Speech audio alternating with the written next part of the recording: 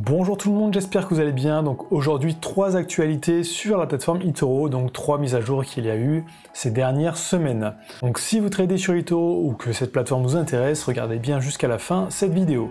Donc aussi, n'hésitez pas à me dire dans les commentaires si ce type de vidéo vous intéresse ou pas. Donc c'est parti pour les 3 actus. Donc première nouveauté sur la plateforme, c'est le montant de dépôt minimum.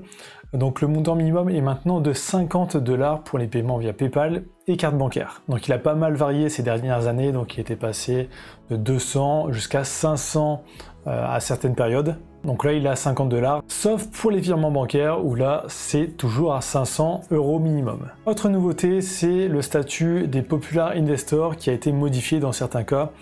Donc pour atteindre les 2 derniers niveaux, maintenant il faut passer un diplôme, enfin une sorte de diplôme. Donc là pour le niveau Elite et le niveau Elite Pro maintenant, il faut passer un examen avec un partenaire d'eToro. Si vous voulez en savoir plus sur cet examen, j'ai fait une vidéo interview avec Steve Askier qui lui justement a passé cet examen. Donc vous pourrez avoir pas mal d'informations dessus. Donc qu'est-ce que ça veut dire pour la personne qui copie ? Ça veut dire que si vous copiez des personnes avec une étoile verte ou noire, vous êtes garanti en fait que la personne a des connaissances sur les marchés financiers. En tout cas des connaissances théoriques assez poussées. Donc c'est pas juste un amateur qui s'est lancé comme ça et qui a fait n'importe quoi. Alors eToro n'a pas vraiment communiqué en français sur cette nouveauté. Sur le site en anglais, oui, mais pas du tout en français pour l'instant.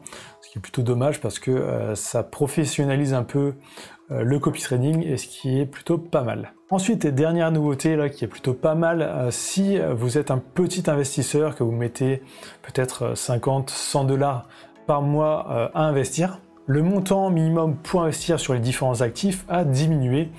Donc le montant par exemple pour les actions était de 50 $ minimum avant et maintenant il est passé à 10 $. Donc ce qui est plutôt pas mal pour pouvoir diversifier vos investissements si vous avez un petit portefeuille. Pour les crypto-monnaies c'est pareil, donc avant il était à 25 $, là il est passé à 10 $.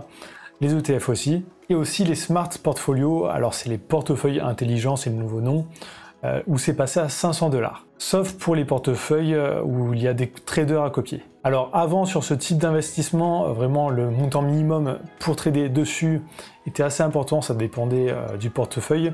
Donc ça pouvait aller de 1000, 2000 jusqu'à 5000 $ minimum. Donc ce n'était pas vraiment fait pour tout le monde. Alors que là, à 500 $ minimum, ça devient accessible à un plus grand nombre. Donc pas mal de nouveautés intéressantes. Si ce type de vidéo vous intéresse, dites-le moi dans les commentaires, c'est important pour que je sache si je continue de les faire ou pas. Sinon n'oubliez pas de liker, commenter, de vous abonner et je vous dis à très bientôt.